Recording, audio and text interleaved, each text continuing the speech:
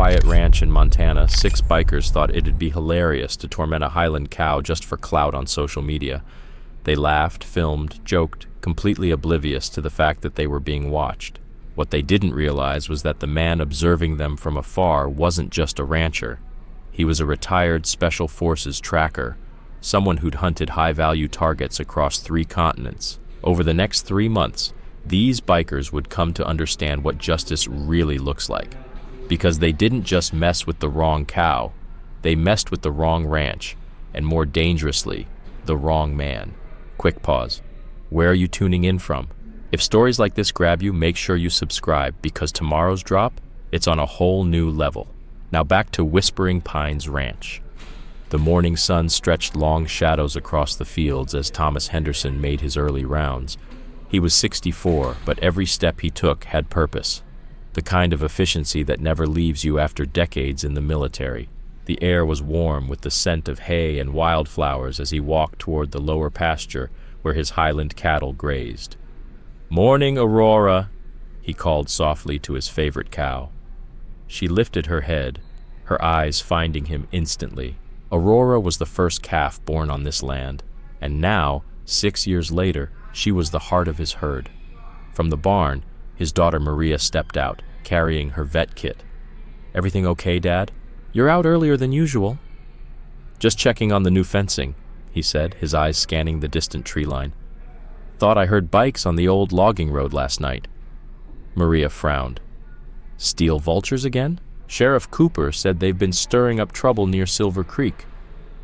"Let's hope they stay out that way," Thomas replied, his voice a little heavier than usual, a tone Maria recognized. It was the voice of a man who'd seen too much to dismiss a hunch. The morning passed uneventfully. Bob Martinez repaired the northern fence while his wife Linda helped Maria log vaccinations. It was the kind of peaceful day that made Thomas grateful he'd chosen this life after the chaos of war. Until just after 2 p.m. "You hear that?" Bob called across the field. Thomas was already moving toward higher ground, old instincts kicking in. 6 engines, distinct, loud, dirty, coming in fast. He saw them as they crested the edge of his property, dust rising in their wake. He didn't even need binoculars to identify them. The patches read Steel Vultures, led by Jake "Snake" Morrison, a guy recently mentioned in the papers for skirting the law. "Maria," Thomas called calmly, "go inside and call Sheriff Cooper. Tell him we might have trouble." The bikers pulled up near the cattle fence, their roaring engines drowning out the soft hum of ranch life. Jake, tall with a snake tattoo curling up his neck, dismounted first. His crew followed. Ray Diesel Thompson, Mike Chains Rodriguez, Steve Razor Williams, Travis Ghost Parker, and Danny Skull Anderson.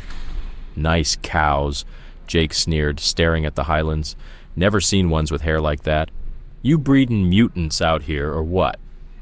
"They're Highland cattle," Thomas replied evenly, approaching with caution but authority. "This is private property."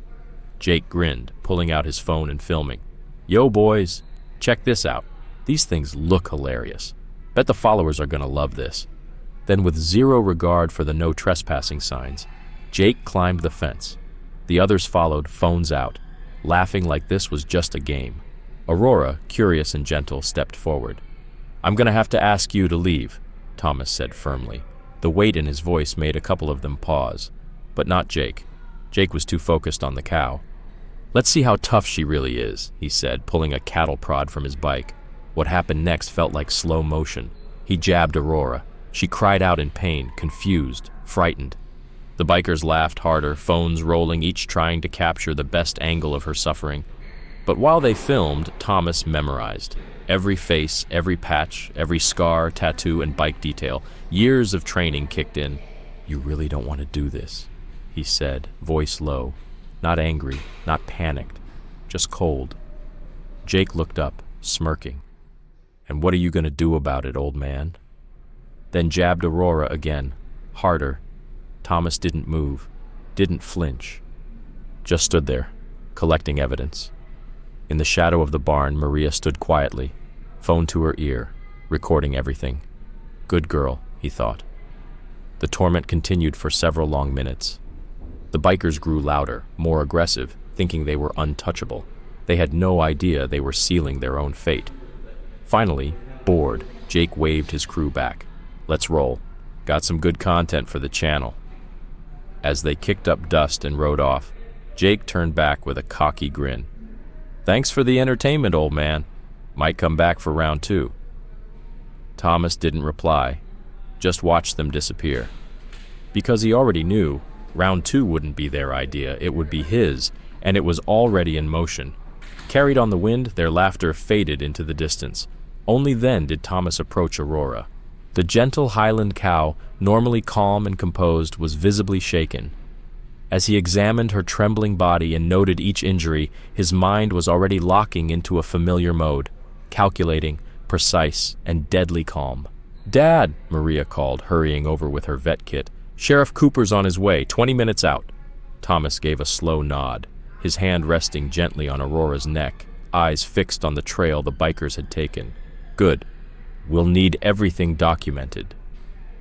His voice was calm, but Maria caught the look in his eyes, the same one she'd seen in old black and white photos from his time in uniform. "What are you thinking?" she asked, carefully treating Aurora's burns. For a moment, Thomas said nothing.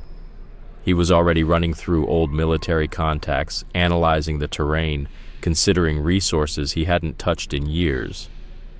Then he answered, voice low. "I'm thinking those boys just made the biggest mistake of their lives. They just don't know it yet."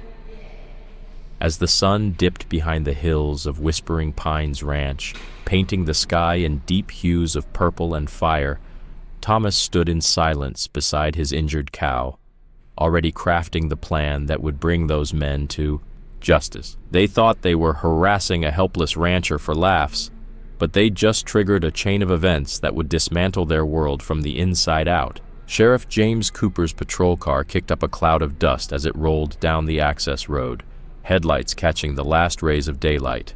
He stepped out with a grim expression, eyes instantly scanning the nearby pen where Aurora stood. "Got here as quick as I could," he said, pulling out his notebook. "Maria said it was the Steel Vultures?" "6 of them," Thomas replied steadily. "Jake Morrison and his crew. They filmed everything." Maria stepped forward, holding up her veterinary tablet. "I've documented all the injuries. Multiple electrical burns, bruises from kicking, extreme stress indicators. I've got photos, timestamps, and a full report." Sheriff Cooper's jaw clenched. They've been skating the edge for months. Harassment in Silver Creek, vandalism in Blue Mountain Pass. But this is different. Animal cruelty's a felony in this state.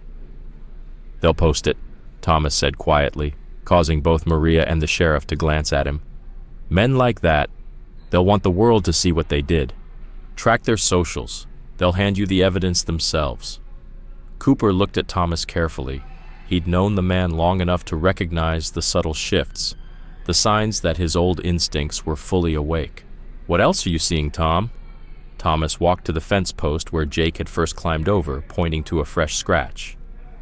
"Custom bikes, all unique builds, paint jobs, exhausts, tire patterns, easy to identify, and their tires, high-end. Leave prints like signatures." He knelt in the dirt, tracing tread marks. "Classic intimidation pattern. They're probing, seeing what they can get away with. This wasn't random. They've been watching, learning the area." Cooper nodded slowly, jotting notes. "We've had reports of them lurking near other ranches. Figured it was just late-night joyriding." "They're mapping," Thomas interrupted. "Back roads, escape routes, patrol timing. This is more than social media stunts." Just then, another truck rumbled up the main road. Frank Miller, a neighbor from 2 ranches over, jumped out, clearly rattled. "They tore through my south pasture," he said. "Spooked the horses bad. I would have called, but my landline's been dead since yesterday." Thomas and Cooper exchanged looks. "When exactly did it go out?" Thomas asked. "Yesterday afternoon. Phone company checked. Line was clean cut." Maria's eyes widened. "Our internet dropped yesterday, too. Thought it was just rural nonsense." "They're cutting communication," Thomas muttered. "They're isolating targets. This wasn't their first stop today, was it, Frank?" Frank shook his head. Heard from Bill Thompson. They trashed his delivery truck near the old logging road this morning. No witnesses. Why didn't he report it? Phone line was out. Had to drive to Silver Creek just to call. Thomas opened his truck, pulling out a detailed county map and spreading it across the hood. He marked each location with a pencil. Bill's truck, Frank's ranch, his own. They're moving through the valley in sequence, he said. Cutting lines, hitting isolated spots. This is organized. Maria leaned closer, scanning the map. But why? What's the end game?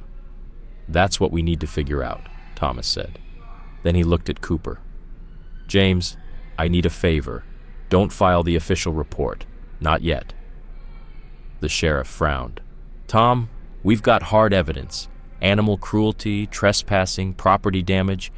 If we move too soon, we'll miss the real picture, Thomas said. This isn't just about a cow. They're testing responses, building towards something. Let them think no one's watching. Cooper studied the map, then looked at his old friend. You're not just planning to wait, are you? Thomas didn't answer, because he wasn't. He was preparing for war, but for now, they'd let it go. Let the steel vultures ride off thinking they'd gotten away clean. You're going to track them, Maria said quietly, realization settling into her voice. Thomas gave a slow nod. Just like old times. Only difference? This time we do it by the book. Everything documented. Everything legal. He looked over to Sheriff Cooper. Give me 2 weeks. Let them get comfortable. Let them keep posting. They'll lead us straight to whatever it is they're building. Cooper paused, considering, then finally nodded. 2 weeks, Tom, but I want daily updates, no surprises. Fair, Thomas said. And James, put the word out, quietly. Ask folks to check their phone lines, note anything unusual, but keep my name out of it. As Cooper and Frank pulled away, Maria helped her father settle Aurora for the night. The cow was calmer now, though her eyes still held the memory of what had been done. You're going to need help, Maria said, watching him do one last check of the gates. Thomas offered a faint smile. Already got it. You're handling the vet side. Cooper's our link to law enforcement. Frank's got the rancher network. And I've got a few old friends to call. The ones from your tracking days? Some of them, Thomas said, his tone sharpening. Time to shake off the rust. His voice turned cold. These boys think they can hurt animals, intimidate good people, laugh it off for views. It's time they learned about consequences. This story took us hours to research and prepare. If you're still with us, don't forget to subscribe to the channel. It helps us bring you more stories like this. Now, back to it. As night settled across Whispering Pines Ranch, Thomas sat alone at his desk, the familiar focus of a mission returning to him like muscle memory. On the wall, a photo, his old tracking unit, years younger, faces toughened by experience. On his laptop, the Steel Vulture's latest social media posts. Laughter, mockery, arrogance. Keep laughing, boys, Thomas muttered as he began cataloging every detail. Let's see who's laughing when this is over. Outside, beneath the wide Montana sky, Aurora rested in her pen, beginning to heal. She couldn't know that her pain had ignited something, a reckoning that would ripple far beyond this ranch. Because what had started as a cruel stunt had just pulled the trigger on something far bigger. The game had begun, and Thomas Henderson had spent decades being the best predator in it. The next morning, dawn lit the mountains in gold as Thomas sat at his kitchen table, coffee in hand, studying a mess of printed screenshots. Overnight, the Vulture's video had gone viral. Thousands of people laughing at cruelty, blind to the clues they were leaving behind. Maria walked in with a fresh pot of coffee and glanced over the photos. They're actually bragging about it, she said, her voice tight. They always do, Thomas replied, circling a detail on one of the bike photos. But look, notice anything? Maria leaned closer. Their saddlebags? They're different, getting bigger. That's not standard. Exactly, Thomas nodded. Custom military-grade equipment cases, modified to blend in. That's expensive gear for a bunch of supposed low-level punks. Before she could reply, there was a knock at the door. Kate Wilson, reporter for the Silver Creek Gazette, stood outside with a notebook in one hand and purpose in her eyes. Thomas had been expecting her. In a town this small, secrets travel fast. "Mr. Henderson," she greeted. "I'm here about yesterday's incident with the steel vultures." Thomas studied her for a beat, then opened the door. "Coffee?" "Always," she smiled. Inside, Kate's sharp eyes scanned the room, taking mental notes. She was known for digging deep and exposing more than a few local corruption scandals. "I've been tracking the steel vultures for months," she said, pulling up a map on her tablet. "What happened here?" "It fits a pattern." Maria and Thomas exchanged a look. "We're listening," he said. Kate pointed to the map. "It started with bar fights, then vandalism. But look at the way they move. It's calculated. They move through areas on a timed schedule, like they're clearing space." Thomas compared it to his own notes. "A pattern," he murmured. "And there's more, isn't there?" "Yeah." Kate flipped screens. "Everywhere they go, there's a spike in local drug activity a few days later. But they're never caught with anything. Cops have pulled them over dozens of times. They're clean, every time." Maria leaned forward. "Those custom bags, perfect hiding spots." "And that's not all," Kate said. "In the past month, 3 cattle ranches hit by rustlers. Small hits, not enough to raise alarms, but all along the same route the vultures travel." Thomas stood, walking to his map. "They're using distraction, viral videos, vandalism, cutting lines, as cover for the real operation." "But I can't prove it," Kate said. "Every time I get close to hard evidence, it disappears. Someone's protecting them." Thomas's phone buzzed. Text from Sheriff Cooper. "They just posted another video. Thunder Basin, another ranch." Maria glanced at her own phone. 3 cases of livestock injuries reported this morning. "Same patterns as Aurora." "They're escalating," Kate said, scribbling notes.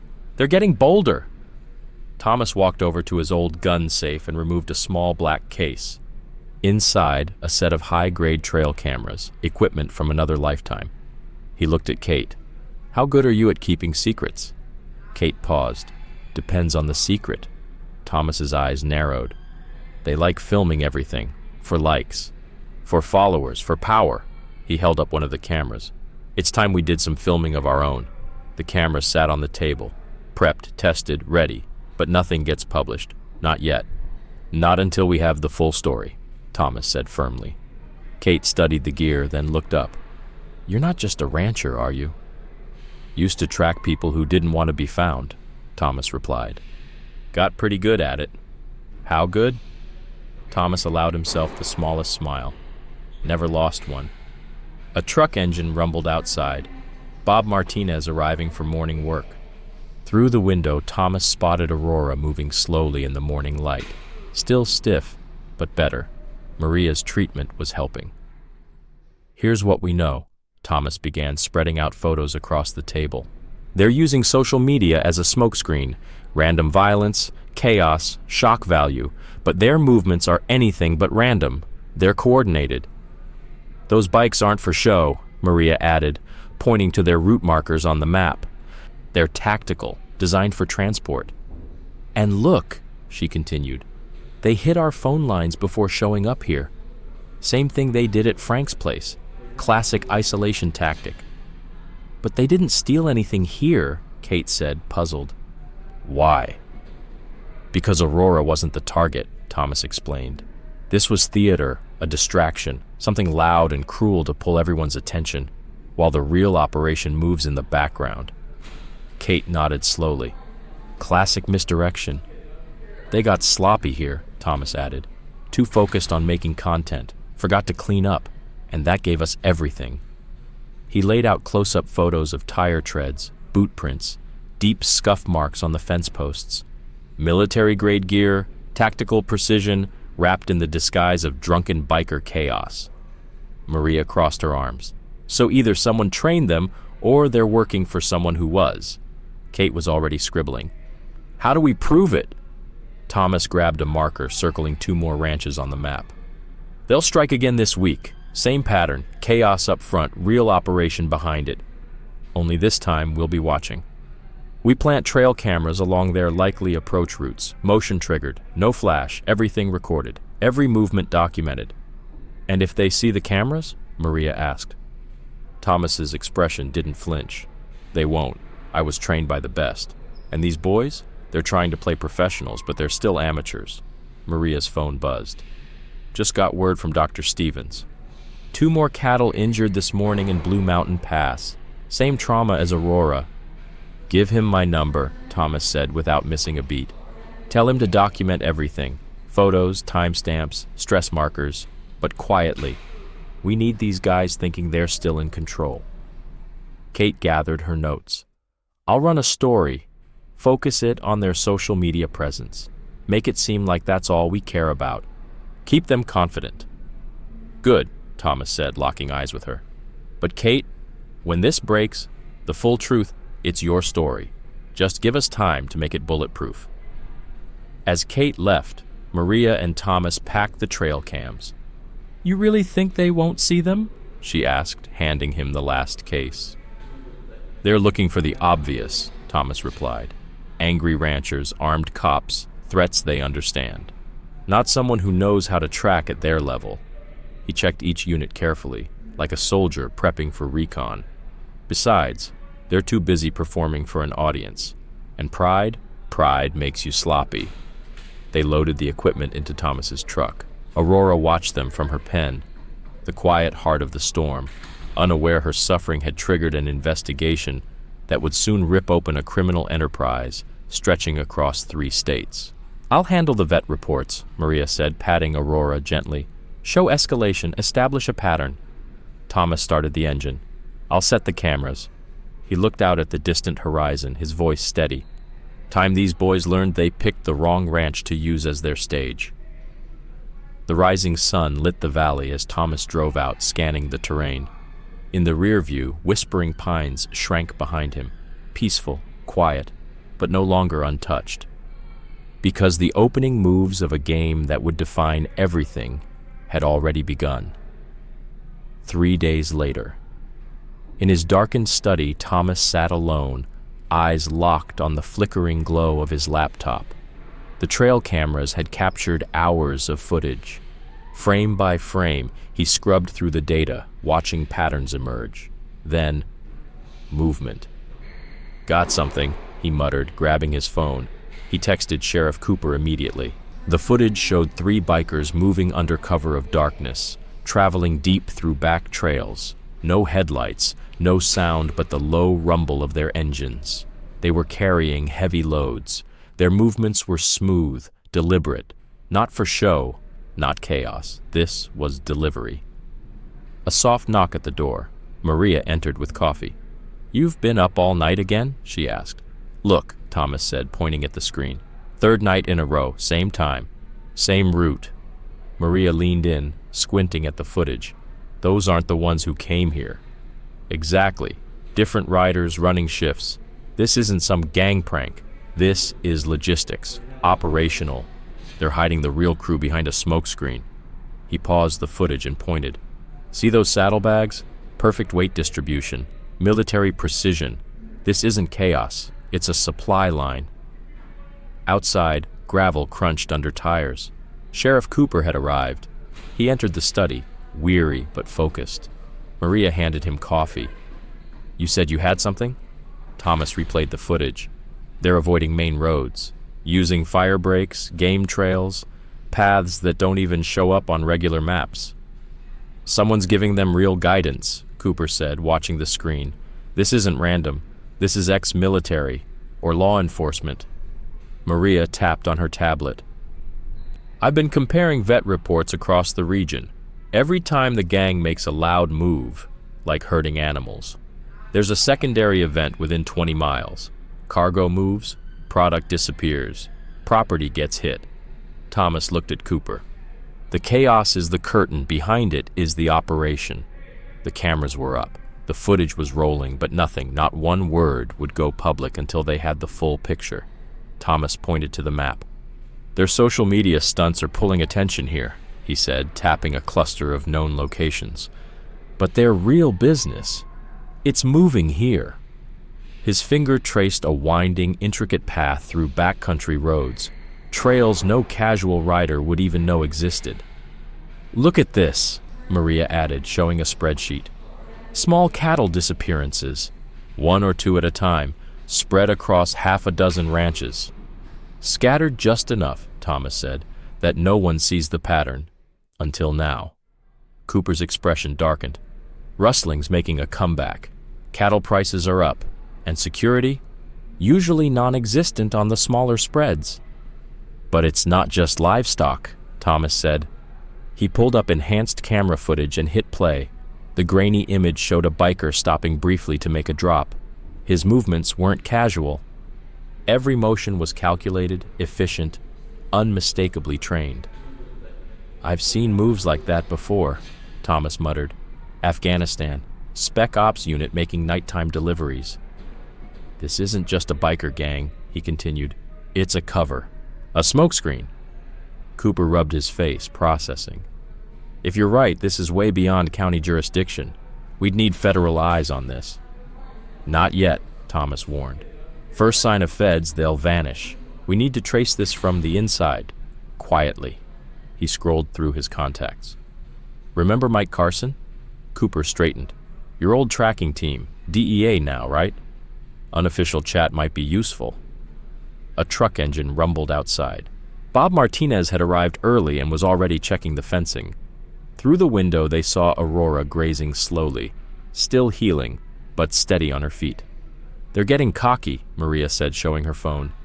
Latest video, harassing horses at another ranch, and the comment section, full of people cheering them on. "Let them post," Thomas replied. "It's all evidence, but look closer at Jake Morrison." Cooper leaned in. "Notice his eyes," Thomas said. "Always scanning. He's not as confident as he acts. He's nervous." He pulled up another clip. "See how Diesel Thompson challenges his decisions? That's tension. The gang's fracturing." Maria's phone buzzed, a message from Kate Wilson. "There's talk around town," she read. "Some business owners are paying to keep the gang away. Protection money." Cooper exhaled. Textbook escalation. Start with intimidation, move to extortion. "But who's really collecting?" Thomas asked. He played another clip. "Watch this drop point, every Tuesday, on the dot. Courier comes through an hour later. Military precision." "You think Jake's taking orders?" Cooper asked. "Jake's a thug who likes playing soldier," Thomas said. "But someone's teaching them. The tactics, the timing. This is special operations." Another alert on Maria's phone. "Dr. Stevens again. Another horse injured this morning. Blue Mountain Pass. Same trauma marks." "They're moving something," Thomas said, staring at the map. "Every hit, every distraction. It's building towards something bigger." Cooper stood, hand instinctively resting on his holstered weapon. "I'll send extra patrols to the back roads. Quiet, make it look routine." "I'll keep logging all the injuries," Maria added. "We're building a full case." After they left, Thomas stayed in the study, replaying footage, zooming in, enhancing frames. But something still felt off. Too perfect. Too clean. His phone rang. Mike Carson. "Mike," Thomas said. "Kandahar job. Remember that pattern? I think I've got something similar here. I need your eyes." As Thomas uploaded the files, dawn crept over the hills. Aurora let out a low bellow, her voice echoing across the land, a calm greeting to the rising sun. It reminded Thomas what this was really about, not just drugs or money. It was about defending a way of life, from men who thought pain was entertainment and power came from fear. Mike's voice cut through the line. "Looking at the files now, Tom, these guys are using old spec ops drop protocols. Modified, sure, but I know the pattern." Thomas leaned forward. "Can you ID the trainer?" Mike hesitated. "That's where it gets strange. You remember Marcus Reed?" Thomas's hand froze. "Our old combat instructor?" "Yeah, thought he was locked up. Turns out he was released 3 months ago. No forwarding address. Dropped clean off the grid." Mike tapped through the surveillance stills. "Check your email. I'm sending something." Moments later, a folder opened on Thomas's screen. Surveillance photos, faces, locations, transactions. His stomach turned. "Tom," Mike said quietly, "if Reed's involved, this thing goes deeper than any of us thought. And if he's training them, they're not just a threat, they're a weapon." Outside, Whispering Pines Ranch was waking up. Bob walked the fence line. Maria prepared for her morning rounds. Aurora grazed peacefully, but beneath that peace a storm was brewing. The steel vultures thought they were hunters. Wild, untouchable. They didn't know yet. They were being hunted by someone who never lost a target. And what they did to that cow was just the start of their end. Thomas Henderson's quiet ranch life is upended when he discovers that a biker gang, once trained by his corrupt former instructor, Marcus Reed, is back in town. The gang, using Reed's tactical protocols, starts targeting local ranchers under the guise of protection rackets. Thomas and his friend Mike, a former DEA agent, recognize these tactics from their military days and realize something bigger is happening beneath the surface. When the bikers show up at a feed store to intimidate locals, Thomas calmly confronts them, invoking Reed's name and shaking their confidence. Soon surveillance shows a pattern. These small-time extortions, livestock attacks, and drug runs are actually rehearsals for something much larger. The key to unraveling it all? County Commissioner Mills, a former bunkmate of Reed, who's been laundering money through construction contracts and zoning changes. Thomas's team uncovers that the gang's scouting routes coincide with infrastructure projects used to mask illegal activities.